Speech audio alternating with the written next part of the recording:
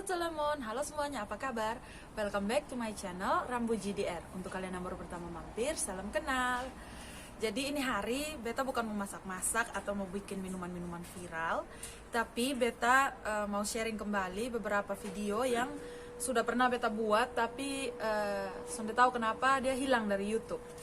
Nah, jadi ini hari beta mau buat tentang 7 pandangan pertamanya beta tentang Perancis. Jadi ini kayak semacam apa saja sih tanggapannya beta waktu beta pertama sampai di Perancis tuh seperti apa sih tanggapan. Oke, jadi daripada BO mentara lama-lama, ketong langsung saja. Satu, yang pertama itu ternyata di sini tuh rumah-rumah semua tuh rata-rata sama semua model dalam satu wilayah ya.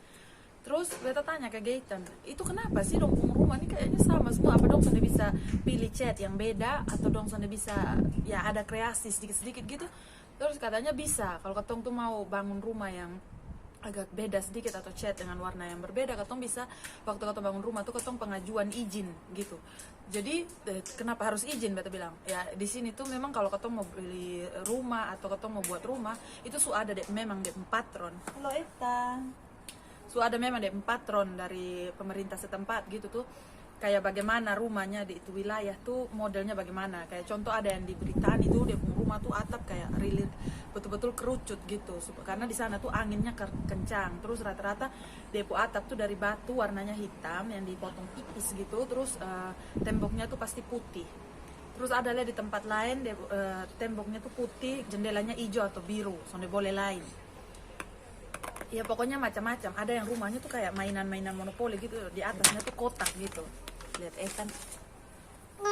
Oke. Terus apa ya?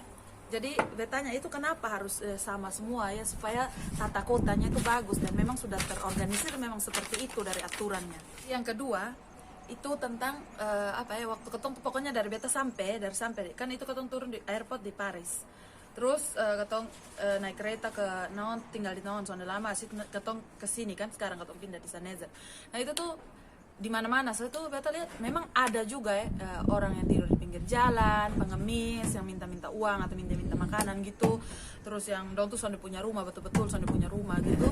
Dan ada juga kok pencopet atau maling, pokoknya seperti itu tuh ada gitu di Prancis. Dan apalagi kalau yang kayak di Paris dong tuh, apalagi di sekitar Eiffel Tower itu dong tuh banyak sekali pokoknya pencopet di sana. Nah itu tuh jadi bukan karena dong Eropa terus sana ada ini tingkat kriminalitas apa begitu. Di sini ini ada juga. Terus yang pengemis tuh ada juga, dan di sini tuh dong punya bantuan dari pemerintah, ada kayak rumah untuk dong bisa tinggal selama 3 bulan atau 6 bulan temporer ya. Karena kan soalnya mungkin pemerintah bangun gitu, lu harus usaha lah untuk cari uang sendiri. Tapi kebanyakan sih orang yang soalnya mampu ataupun yang soalnya punya rumah tuh dong semua tuh dibiayai negara. Dan jadi setiap bulan tuh dong ini apa namanya, adalah istilahnya kayak bantuan dari pemerintah berupa uang gitu. Jadi yang ketiga lanjut ya, itu di sini tuh apa ya namanya, kalau ketong tuh sonde punya SIM untuk bawa mobil, bawa motor, itu tuh sonde boleh yang namanya ketong tuh berkendara. Karena kalau ketahuan atau ketangkap, itu tuh ketong akan kena denda, dan dendanya itu lebih mahal daripada biaya untuk buat SIM itu sendiri. Nah, sedangkan untuk buat SIM itu ketong harus ambil sekolah, kayak di sini disebutnya kayak auto ekol gitu. Jadi itu ada kayak ketong sekolah dulu, kayak belajar dari rambu-rambu lalu lintas, aturan-aturan lalu lintas. Setelah itu baru ketong tuh turun di jalan, belajar untuk berkendara, dan itu kurang lebih 3-6 bulan baru bisa dapat begitu. Jadi memang sonde mudah untuk dapat apa namanya, sonde mudah untuk dapat SIM. Tapi kalau lu sudah dapat, well it's good kan, karena di sini tuh apa-apa lu tuh butuh kendaraan begitu. Terus yang keempat, kalau di Indonesia ini kan ketong ada kan yang istilah-istilah kayak anak pang atau orang-orang pang, urban, kayak urban life gitu. Nah kalau di sini tuh ada juga orang-orang yang kayak begitu tuh, ketong sebut di sini kayak orang gypsy. Nah dong tuh juga hidupnya kayak dalam oto-oto yang ada modifikasi lah di dalam tuh, kayak ada dapur langsung, ada rompung kamar mandi, ada rompung ini tempat tidur, segala macam lah. Jadi oto tapi sekalian rumahnya dong, dan dong tuh hidup kadang-kadang berkelompok. Kalau di sini tuh gypsy itu kayak semacam gaya hidupnya orang gitulah. Nah kalau ketemu di Indonesia kan ada juga, itu hari pernah kayaknya ya waktu beta masih SMA tuh apa ada mode pakaian gypsy, rok gypsy, gaya-gaya gypsy, pokoknya begitulah. Mungkin dari sini dia beta sudah tahu. Oke, terus yang kelima itu di sini tuh ada yang namanya istilahnya laicite. Jadi itu tuh semacam aturan yang mana dia tuh memisahkan agama dengan pemerintahan, kayak ya aturan-aturan yang negara gitu, itu sendiri, agama sendiri. Jadi orang kalau mau menikah tuh kan orang harus mendaftar ke pencatatan sipil begitu, atau ke, kalau di sini katong sebutnya meri gitu ya. Nah kalau di Indonesia kan kalau katong mau menikah juga katong harus lapornya itu kan ke gereja, terus pemberkatan di gereja atau KUA kalau yang muslim dong. Kalau di sini tuh sonde ada sama sekali campur tangan dari agama. Kalau katong mau nikah di gereja di sini ya silahkan, itu semacam kayak pilihan aja, style lu mau nikah suasananya kayak apa, tapi itu kayak bukan suatu keharusan gitu. Terus laicite itu juga kayak dia tuh betul-betul memberikan kebebasan betul-betul kepada masyarakat di Perancis ini nih. Jadi kalau lu mau beragama, well it's your choice. Kalau lu soalnya mau beragama, it's your choice also. Jadi soalnya ada yang bilang, oh lu soalnya ada agama, oh kalau lu anut agama ini itu salah atau dan lain-lain begitu.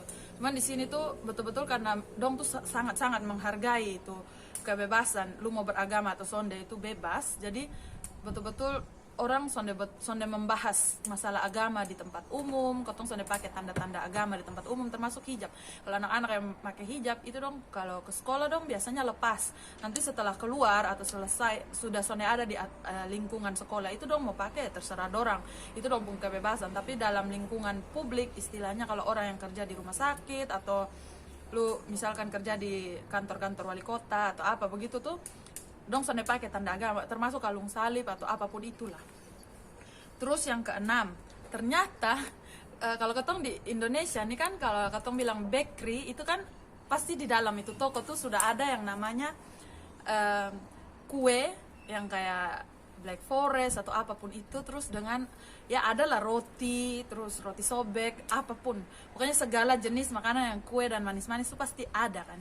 Nah, kalau di sini ini patisserie itu yang kalau kayak dessert, puding, creme brulee, pokoknya yang manis-manis dan dia tuh lebih kayak istilahnya yang kayak makanan mewah gitu ya. Terus kalau boulangerie itu lebih kayak yang kayak roti-roti atau makanan-makanan yang kayak dia lebih tradisional gitu loh, kayak croissant, terus ada ini pain au chocolat, terus roti, baguette, itu semua tuh istilahnya boulangerie. Jadi untuk sekolahnya pun itu ternyata beda. Jadi kalau ketong mau jadi ketong ambil sekolah boulanger, itu ketong hanya belajar tentang ya itu kayak bikin roti, baguette, croissant, pokoknya macam-macam lah. Terus kalau ketong mau bikin yang kayak ahli-ahli dessert untuk makanan penutup begitu, yang kayak untuk tingkat restoran begitu, itu ketong ambilnya sekolah patisserie. Dan itu pun dia punya piagam atau sertifikat atau diploma diploma profesionalitasnya, dia punya sertifikat tuh itu beda. Jadi klasifikasinya patisserie sendiri, boulangerie sendiri begitu. Kalau di Indonesia kan gabung kan, kalau bakery itu ya sekalian semua begitu. Di sini tuh dia tempatnya beda. Terus yang terakhir yang ketujuh tentang tetangga di sini. Jadi di sini tuh rata-rata orang tuh ramah sekali. Jadi kalau ketemu tuh baru pindah orang semua akan tanya, halo dari mana ini, oh saya tinggalnya di sini dekat, mungkin saya kalau di apartemen gitu kayak ini saya punya ruangan di sini, atau saya tinggal di lantai berapa. Pokoknya orang tuh ramah gitu, langsung sapa, tegur, kenal gitu. Tapi bukan berarti serta-merta kalau dong tegur lu setiap hari misalkan halo selamat pagi atau halo apa kabar pas ambil koran misalkan di bawah, terus lu langsung ketemu juga, terus langsung lu sapa, terus dong langsung kenal lu walaupun dong tahu lu nama pun, itu bukan berarti lu langsung bisa disebut dong tuh teman atau di sini tuh ya tetangga, katong sudah sebut dong tuh teman gitu. Istilahnya tuh kayak orang di sini ramah tapi tidak mudah untuk langsung berteman dan akrab, itu beda gitu.